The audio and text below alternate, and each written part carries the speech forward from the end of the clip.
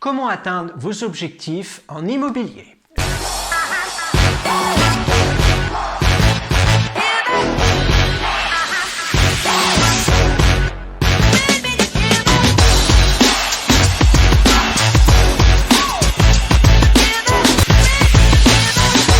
Je vous invite à vous abonner à cette chaîne en cliquant sur le bouton s'abonner si ce n'est pas encore fait. Comment atteindre ces objectifs? Prenez une feuille de papier, prenez un stylo et vous commencez à noter les objectifs que vous aviez l'année passée, les résultats que vous aviez l'année passée. Vous allez vous fixer de nouveaux objectifs. Un objectif doit être SMART, spécifique, mesurable, réaliste, atteignable et daté. Le T de SMART, c'est temporel, donc daté. Spécifique. Un objectif doit être spécifique, un objectif de chiffre d'affaires, un objectif de nombre de ventes, de nombre de maisons vendues. Donc, un objectif en chiffre d'affaires, un objectif en termes de maisons vendues, nombre de transactions et le cumul. Effectivement, ça se compense. Si vous faites une seule transaction immense, vous avez atteint votre objectif financier. En revanche, en nombre de clients satisfaits, vous n'en avez que 2.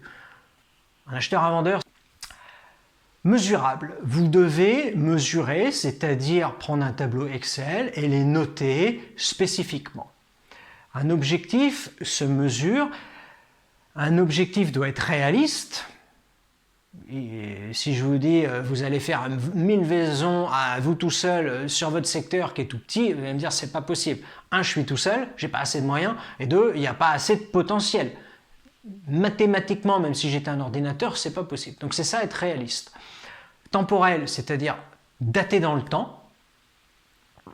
Et atteignable, c'est parce que vous avez les ressources nécessaires pour atteindre cet objectif. C'est-à-dire vous avez le temps nécessaire, vous travaillez à temps plein, vous n'avez aucune contrainte qui vous ralentisse de votre activité.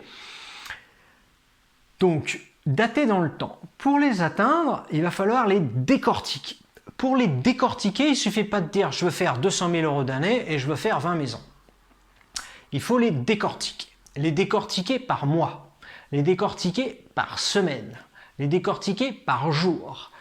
Une vente, c'est un produit fini, c'est-à-dire, grosso modo, 3 mois après le compromis. Donc, grosso modo. On peut même mettre 4 par mesure de sécurité. Pour obtenir une vente, il faut d'abord rentrer un mandat. Le taux de transformation, on le sait aujourd'hui sur les mandats exclusifs, est de l'ordre d'à peu près 70%. C'est-à-dire que sur 10 mandats exclusifs, on en vend 7. Sur un mandat simple, multiple et compliqué, on en vend 1 sur 10. Donc vous en rentrez 10, vous en vendez 1. Voilà. Donc vous avez compris que tout l'intérêt, c'est de rentrer peu de mandats exclusifs parce que grosso modo à 70%, vous allez les vendre. Mandat simple, 1 sur 10. Donc il faut rentrer 100 pour en vendre 10. Super. 100, c'est un travail gigantesque. Une énergie. Vous videz de votre énergie. Vous allez donc fonctionner étape par étape et décortiquer. C'est vraiment important sur un objectif. La plupart des gens mettent un objectif, c'est-à-dire l'objectif final fini. Ok, c'est bien. Mais s'il n'y a que ça, une date et puis je veux faire 200 000 € et puis je veux faire 20 maisons, c'est très bien.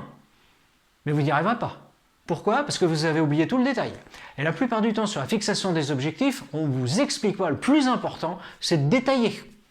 De détailler étape par étape. Alors, détailler par semaine, donc là, on est dans le temporel, on est dans le daté, on est dans le chiffré, on est dans le mathématique, mais surtout étape par étape. C'est-à-dire que pour réussir à rentrer un mandat de vente, en connaissant les taux de transformation, 70% sur un mandat exclusif, il faut absolument fonctionner étape par étape. C'est-à-dire que vous savez que sur une matinée de prospection, vous arrivez grosso modo à rentrer un mandat de vente.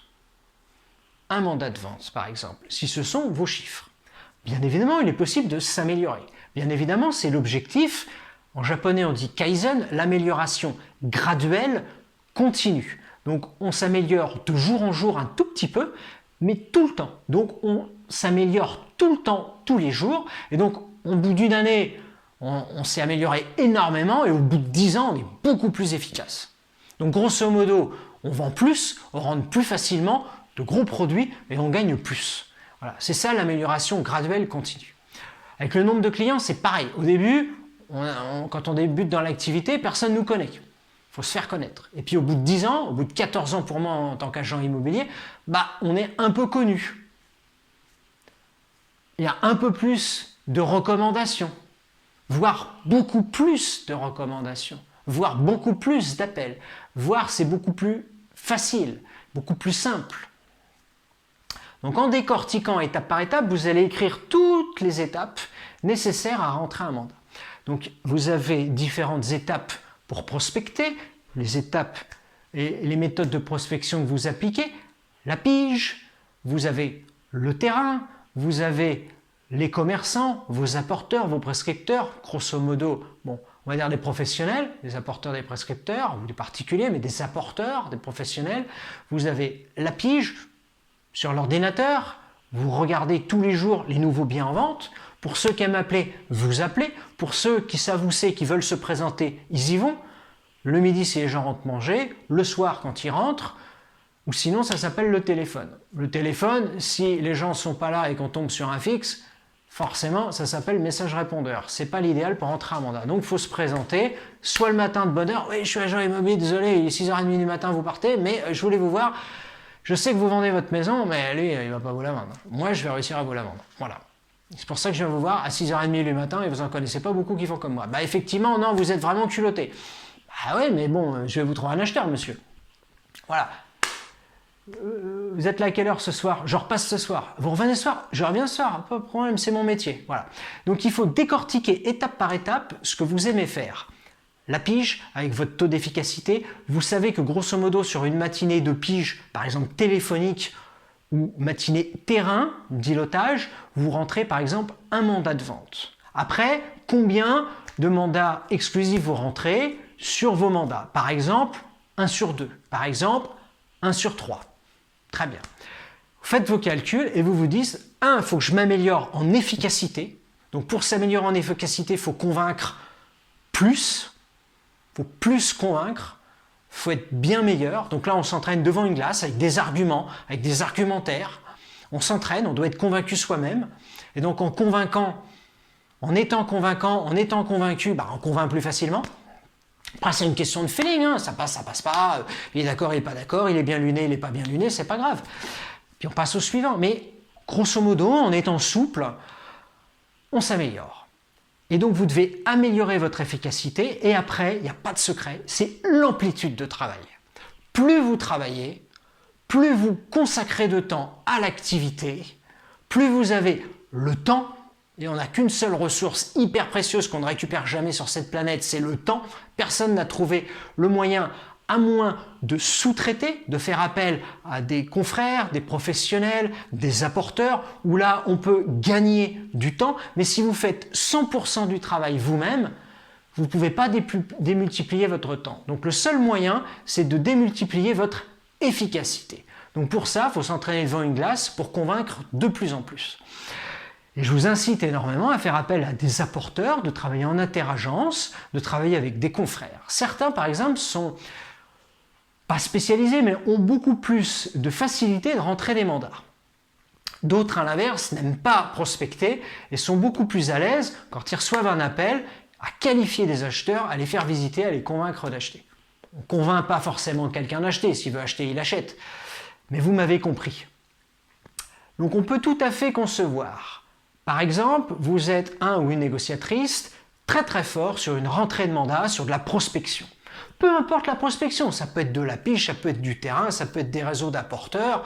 Dans notre région, il y a des gens qui travaillent beaucoup avec des apporteurs, il y a des gens qui travaillent qu'avec de la pige, il y a des gens qui travaillent que sur le terrain. Puis il y a des gens qui travaillent avec un petit peu 3, 4, 5 méthodes.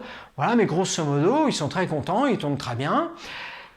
Chacun est unique. Vous devez trouver ce que vous aimez faire.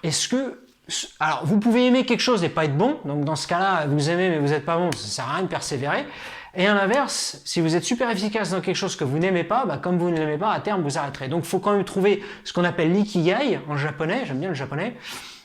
Il faut absolument trouver là où vous adorez faire quelque chose et là où en plus vous êtes bon. Et alors, quand vous arrivez à cumuler le j'aime et je suis bon, et en plus, c'est ma raison de vivre, et en plus, j'apporte du bonheur aux gens parce que je suis un facilitateur dans la vie des gens, je leur permets d'avancer dans leur projet de vie. Là, c'est du bonheur absolu. Et en plus, je suis payé, ça s'appelle mon métier. Voilà. Donc ça, c'est l'ikigai.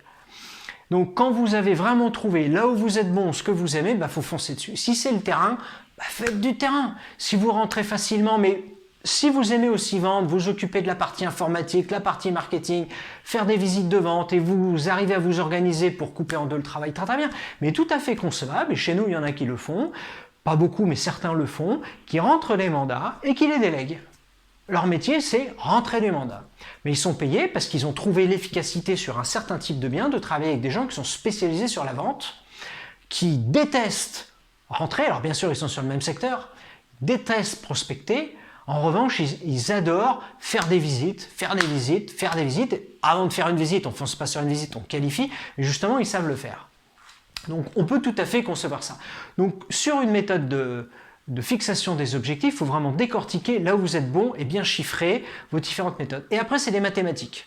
Si vous savez que, grosso modo, pour faire tant de ventes, il faut tant de mandats, et que pour faire tant de mandats, il faut passer tant de temps en pige, en terrain, en apporteur, un apporteur ça se trouve et ça s'entretient, et vous le chiffrez. Après, il faut aussi s'améliorer, c'est-à-dire être plus exigeant vis-à-vis de nous-mêmes, vis-à-vis des autres, améliorer son processus de questionnement dans la relation avec les autres, que ce soit avec un acheteur, que ce soit avec un vendeur. Plus on affine, plus on questionne, plus on est efficace, et donc on s'améliore. Donc c'est comme ça qu'on atteint ses objectifs et qu'on se les fixe. On se les fixe avec des objectifs, encore une fois, atteignables et réalistes. Ne pas se dire, voilà, je veux vendre 100 maisons dans l'année alors que je débute. En revanche, si vous arrivez à vendre 5-6 maisons par mois, il est tout à fait possible, sur le même secteur l'année suivante, que vous passiez à 7, 8, 10. C'est tout à fait possible. Quand ça tourne tout seul, quand ça va très vite, quand vous êtes super efficace, combien de fois j'entends dans l'année une visite, une vente? C'est magique. Alors, bien évidemment, ce n'est pas à chaque fois. Mais une visite, une vente, c'est le top. Et c'est ce qu'on cherche tous. Et il faut tendre vers ça. Et quand ça se produit, on se dit « Waouh, une visite, une vente.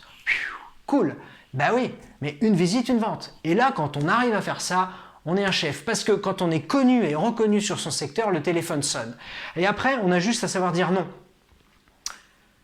Avec vos critères, posez des questions. Il est dans les cordes, il n'est pas dans les cordes, c'est au prix, c'est pas au prix.